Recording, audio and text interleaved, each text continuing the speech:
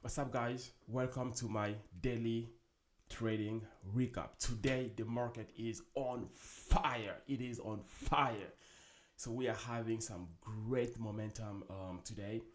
Three stocks going over 100%, and we had some great short squeeze. I am up $4,216.50. Insane momentum. So we are going to go over the trade today. I'm gonna break those trades for you guys, and we are going to go one by one. I traded actually multiple stocks today. 1, 2, 3, 4, 5, 6, 7. I traded 7 stocks today. Green on 4, red on 3, but it's been a great morning. Some insane momentum. So let me share my screen so we can go over the trade today. As you can see, my PNL as of this morning right now is $4,000. That is insane in one single day. Before we jump into the trade, let me just remind you, I'm RV Kidiadi. I've been trading for a long time. I spent over 3-4 years just learning how to trade stocks. The market is very, very risky. Trading is really risky. So take it slow, guys. If you're just getting started, educate yourself first, come up with a good strategy, and work on your discipline to follow the rules of the strategy. Don't put your money in the line unless you know for sure you have a proven track record. Please take it slow, and trading is very risky. Let's jump into the screen share so we can go over today's trade. So where do we start? Let's go to the beginning of the day. Let's go to the beginning of the day here. So I am on the West Coast. Usually I wake up around 3:45, which is right around 7 o'clock, New York time. And the reason why I do wake up at that time is because we've seen over the past few months, over the past few years, people have been more and more trading pre-market, and then after the open, the market isn't as strong as it is now pre-market. So at 7 o'clock New York time, that's when most brokers open, and that's also when most people start actually trading. So woke up today 3:45. I got on my desk right around 7 o'clock. I looked at the scanner, and there was pretty much nothing that was actually moving up. The scanner was kind of dead, I would say. So the scanner was kind of dead, and that was this stock RELE that started to squeeze, to pop up, and I didn't really trade this first leg. So the stock went from almost 275, breaking view up, making the move all the way to $3. I missed the move because I was just getting set up and started, because the move was actually happening before 7 o'clock, and usually I don't really like to trade before 7. I want to see volume. I want to see most retail traders being on the market and trading with me.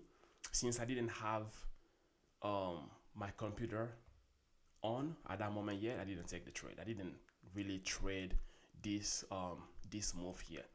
So waited for the first pullback, and I did not trade this first candle to make a new high, which was actually at that moment at 7 one of the best entries, because you could go for this first candle to make a new high here on the 1 minute, and then breaking 330, and potentially for the move back up to 350. Didn't take that trade. Took the dip off of my first entry was actually 327, just to break the highs. I took a very small position, 250 shares, and then I added at 330 another 250 shares, but this move didn't hold up, and I got stopped out. So I lost about $57 on that trade. I did not like the price action on this one. There was not too much volume, and the stock was actually just selling off at that moment. So I took my loss and then moved on to BDRX. So BDRX started to squeeze also. So when I got out of that trade on RELE, I moved on to BDRX. So BDRX right at 7 o'clock started to spike up. Let's go to 7 o'clock. So right at 7 o'clock, this started to hit the scanner right here. So right at 7, this started to hit the scanner. So I saw it and I looked at it. The chart was actually decent because the move was the stock was just breaking $1, and I don't trade any stock below $1, and I wanted to see this move holding and then showing some strength. And with some strength, now I was going to be confident and try to take a trade. So I didn't really trade this whole move here because the stock was kind of very cheap. We broke $1 here. We went all the way to $1.40, $1.44. Didn't take this trade, and I waited. Once I saw this massive volume coming in here for the break of 150, I took my initial position here, 500 shares position, very small position because it's a very cheap stock. I don't really want to take too much of a risk on this one. It's early in the day. My first trade was red, so I took the break of 150, 500 shares. We squeezed up to almost $1.80, and I took my profit right away at 174. So for 24 cents profit, and that put me back in the green on the day by $50.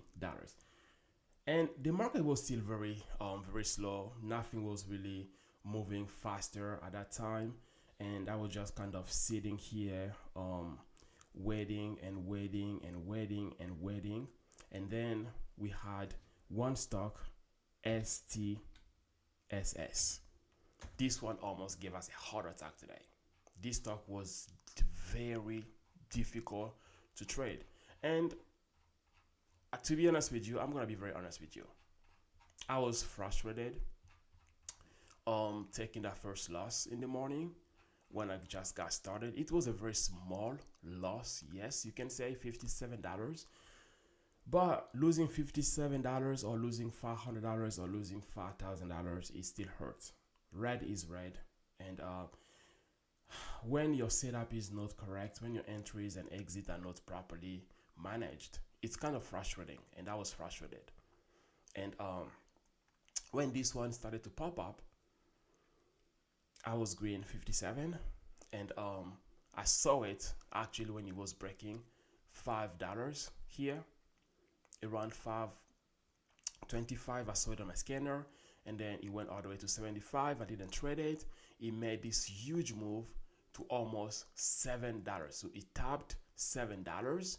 I didn't trade it. It went all the way back down, and then here it came all the way back up. So when it came back up around $7, I saw the high of this previous candle, which was the high of pre-market high at that time, like 698 right here, high of day at that moment, and that was going in for the break of higher day.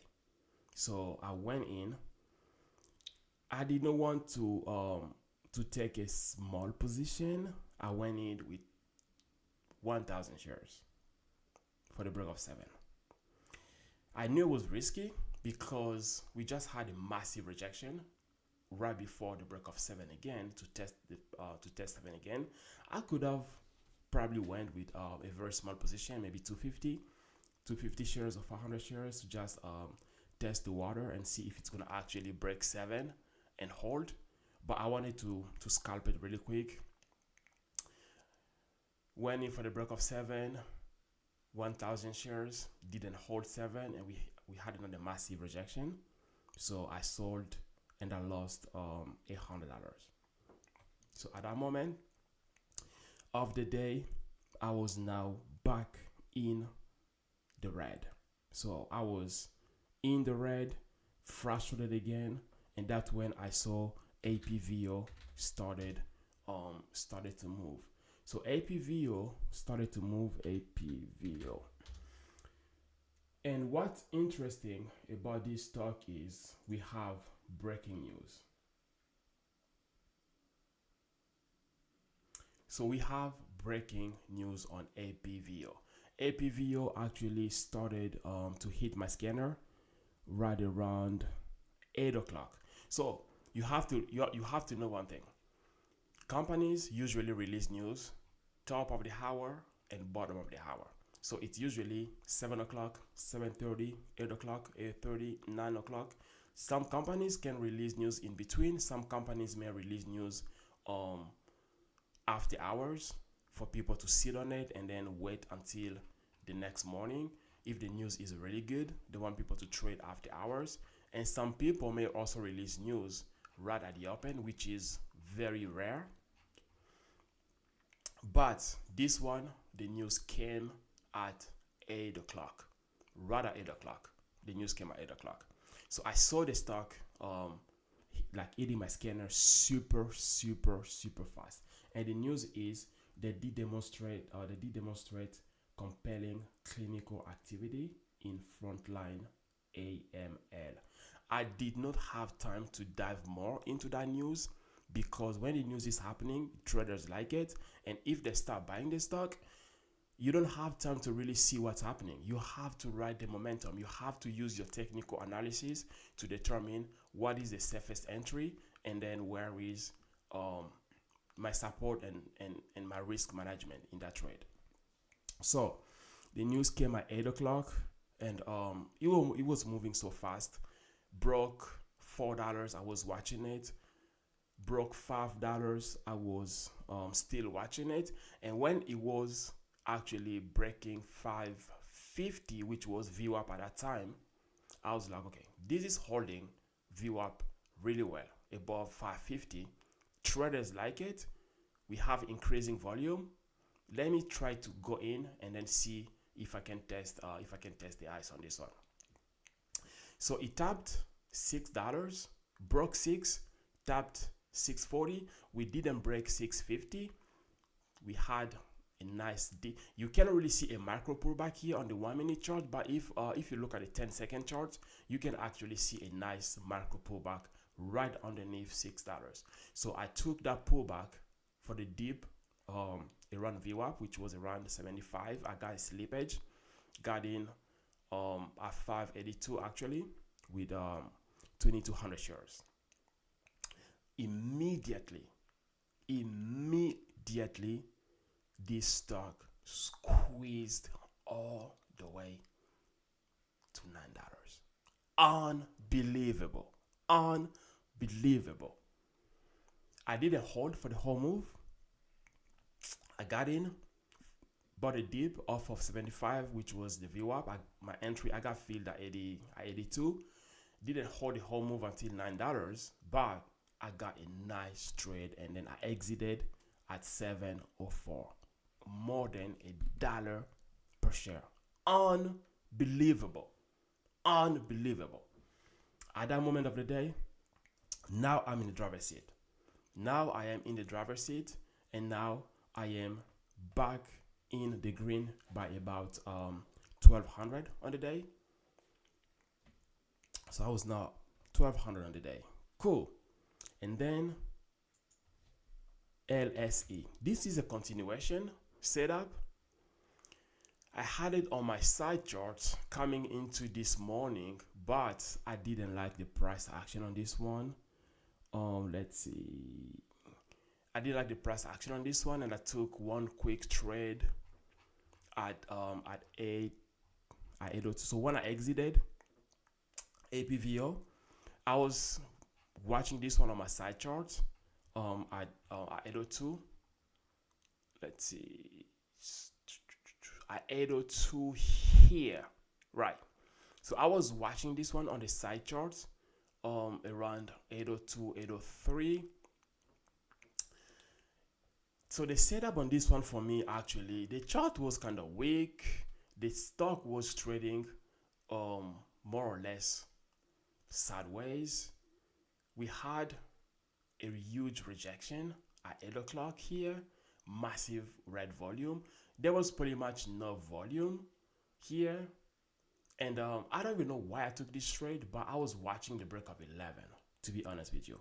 I was like, okay, if this thing could break 11, maybe, just maybe, we have a shot, right? If this could break 11, maybe we can see a nice squeeze back up to 11.50, $12, and then breaking higher day, which was around $12 at the time.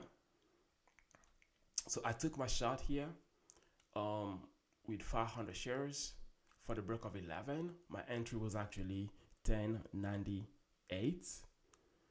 for the break of 11. But this thing just this thing didn't really hold. So as soon as I got in, we had this massive rejection, and I added to my position 10.50, trying to average down, which I don't usually do because my number rule, one of the rules that I have when I'm trading is I don't really add into losers, because I mean, it's just like trying to catch a falling knife, right? What are your chances to not get hurt?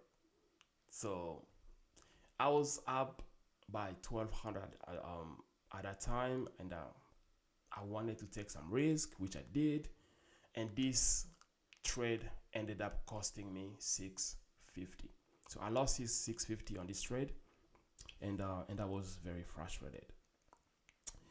So I was frustrated, but I was still green by maybe 650 or 700, which was good, which was still good, and I wanted to see what was going to happen at the open, because we were approaching 9. So I was just sitting here waiting, not really trading anything until this stock LGHL started to hit my scanner. So hit my scanner at around 8:30. So 8:30, let's go back to 8:30. So this one started to hit my scanner right around 8:30, right here. So this is where I saw it. So I was focusing on other stock. I stepped away from my laptop when from my computer. When I took that loss on LCE, I was like, okay, what do you do? Do you close up shops, or do you wanna reset and see what's gonna happen in the market? And I mean, the market started to get hot. Tomorrow is a holiday, and I figured most people are going to move to focus more into today, trying to get the most out of the market, heading into tomorrow, because the market is closed. And for the most part, when we have a holiday right before Friday, most people take Friday off to have a longer weekend, to have like a 4-day weekend. So I'm not gonna expect Friday to be a little bit slower. This is why I kept on trading today, just because if Friday is slower, I have my profit for today, and I can manage to be to go slow on Friday, and then I can maybe afford to take a little bit more of risk on Friday. So this started to spike up, and I just lost 650 on LEC. So I was more careful on this one, and this started to hit my scanner. So we just broke $3, and then we were breaking 350 here. We squeezed above VWAP. We were approaching $4. That's when I took a very small position. So 1,500 shares, and I made about 15 cents. So I made about 15 cents, more or less 12, 13 cents on this trade. I sold right before, so I got in at 387, anticipating the break of 4.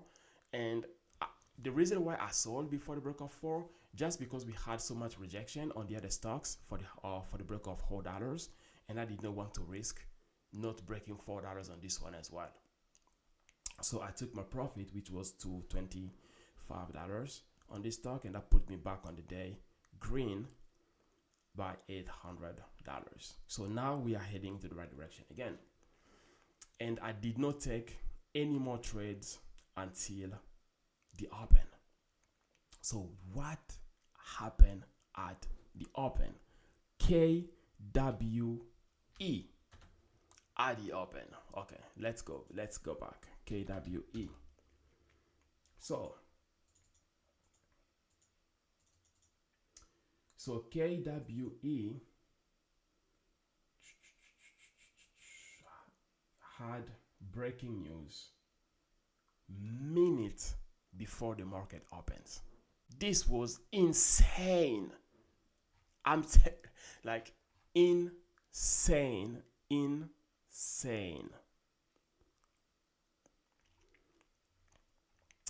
This was insane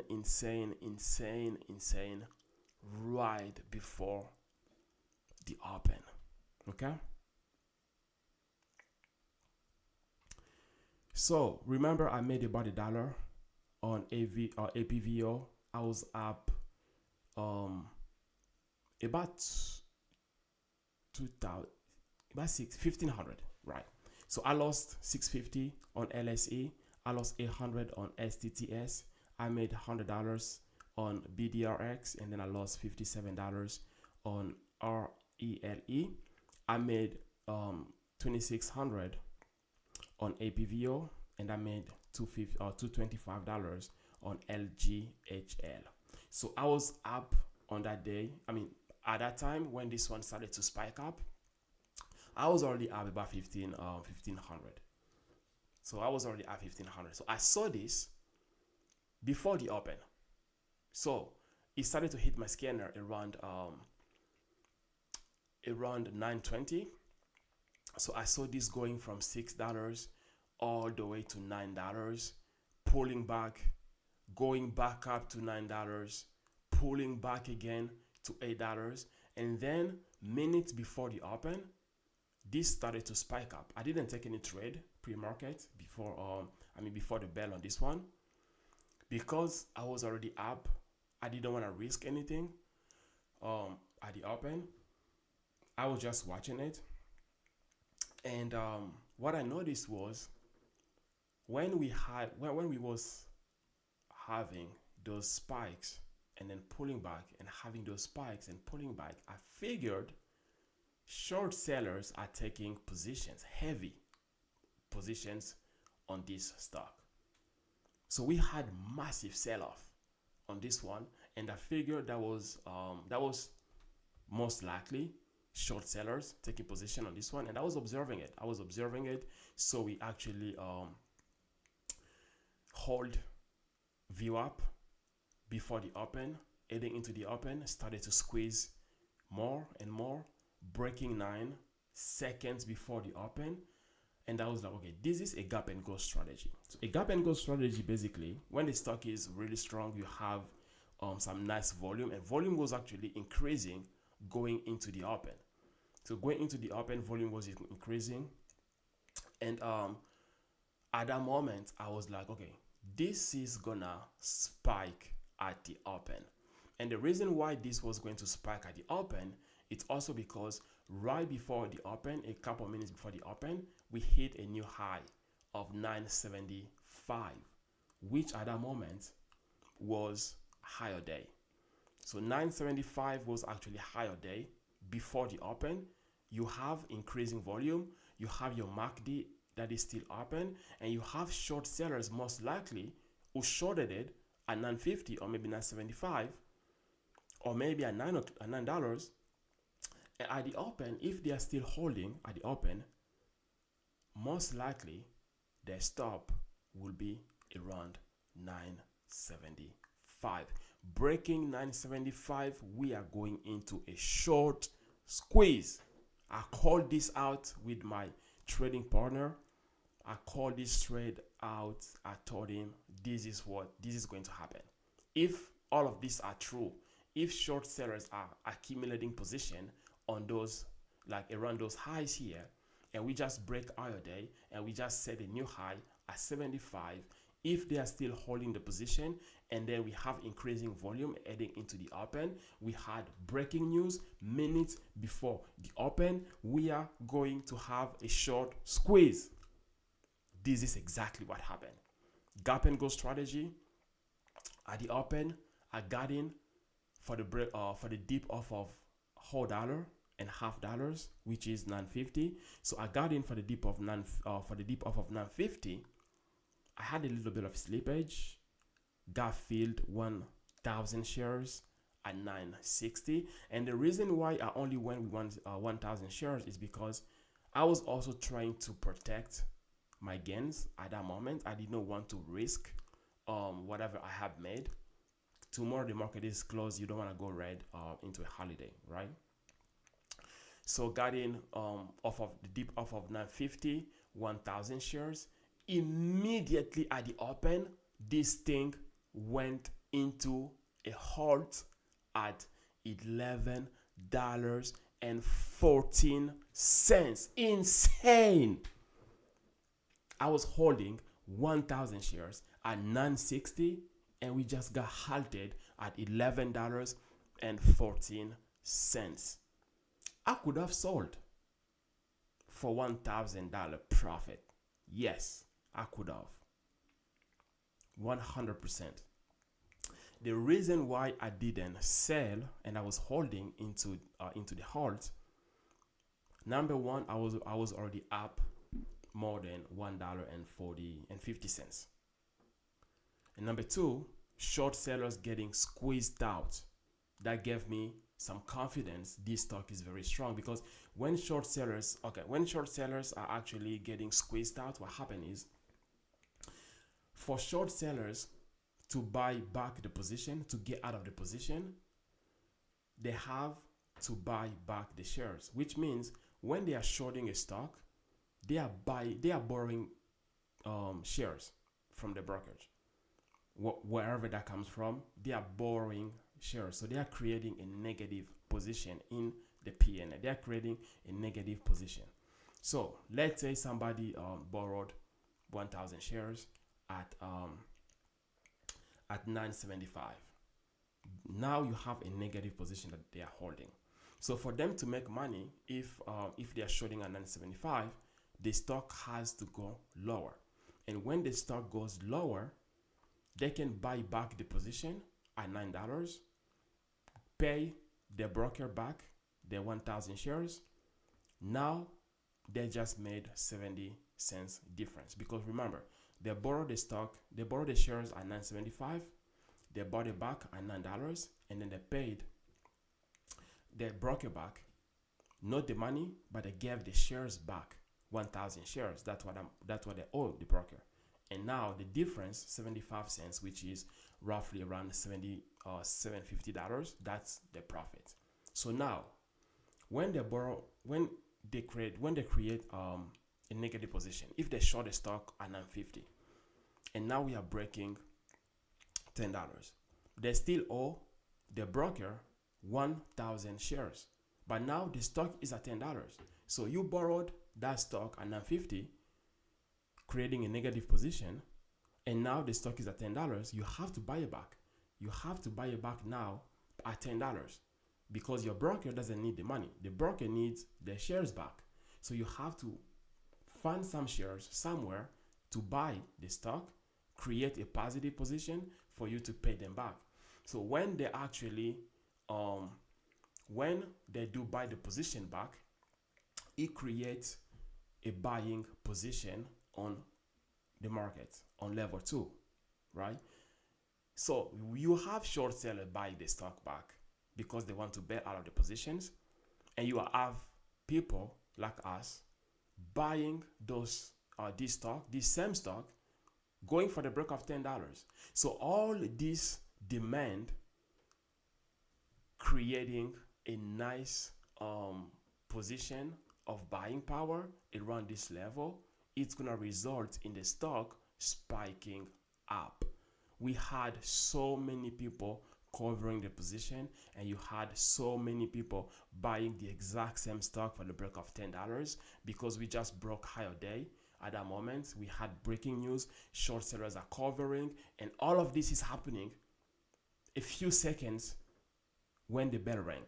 So I got in exactly 3 seconds after the market opened, 1,000 shares, and immediately we got into a hold. So I was holding for those reasons. The stock was strong, short sellers getting squeezed out. I was already up 150 cents, 150 cents, and I was holding. And then we resumed above $12. We made a move all the way to almost 14. I didn't hold until 14 when it resumed. I sold at 12.30 and I made nice $2,700 profit. You can see the stock went higher after I got out. I just didn't want to take these positions because if you look at the 5-minute chart, for example, if you look at the 5-minute charts, I was really looking at this and then I was like, you know what, we are too much extended, right? So we just made all this move, got halted, we squeezed all the way to 14.50 and almost $15. And I knew this stock was due for a pullback on the 5-minute chart, and I also knew this stock was due for most likely a halt down, which ended up happening here on this candle. So being so much extended, this stock was just carrying too much of a risk for me at that level, because if you are getting in for the break of 14 or even the break of 15, where is your stop, right? How much risk are you going to carry? Because the stock just went from $6 to $15. So as much as we can go $2, $3, $4 a share, we could also go down $2, $3, $4 a share. And I was up 4,200 on the day. What am I gonna be looking at taking this big of a risk? Plus, volume was decreasing around here, and I was like, you know what? I was red on Thursday by $800. I didn't trade on Friday. Didn't trade yesterday. And today I'm already up 4,000, 4,200. Tomorrow is a holiday, and I don't want to give back what I've made.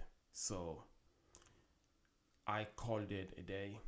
I took my profit, and then I am calling it a nice green day. So this is what happened today. Some great momentum. Hopefully we can have some continuation on Friday, but tomorrow is a holiday. The market is closed. I am going to be expecting for the market to be kind of slower on Friday. I could be wrong. Maybe we can have some nice momentum on Friday. That could happen.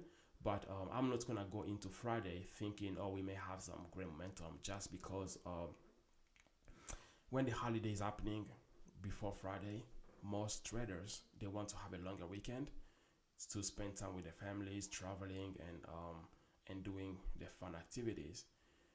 So usually volume is kind of lower, and that's my mindset going into Friday. I'm gonna come into Friday taking it slow, see what's happening in the market, then I'm gonna respond and adjust myself based on what's happening.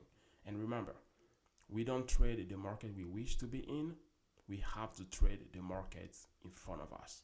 So I'm gonna wake up in the morning on Friday. I'm gonna sit on my computer, watch what's happening on the market, and depending on what's happening, if the market is hot, yes, I'm gonna take advantage of it. I'm gonna go in and make some money. But if the market is slower on Friday, I would also go in with small share size position, mitigate my risk, and then not go deep into the red going into the weekend. If you like this recap, please subscribe to the channel, share with your friends, and give me a thumbs up. And remember, the result I just shared with you is not typical. Trading is very risky. I've been trading for a very long time. I've been learning for more than 5 years now. Trading is very risky. Trade in the sim, practice first, prove yourself that you can have a track record in the sim, then you can put money on the line for you to be trading with real money. But if you cannot be profitable in the sim, you have no business trading with real money. Trading is very, very risky. If you have any specific questions regarding today's recap that you would want me to go more deep into, I am more than happy to go over specifics and create a video specifically for your questions, and see how we can all learn and grow. Take it easy, stay safe, and I will see you guys Friday morning.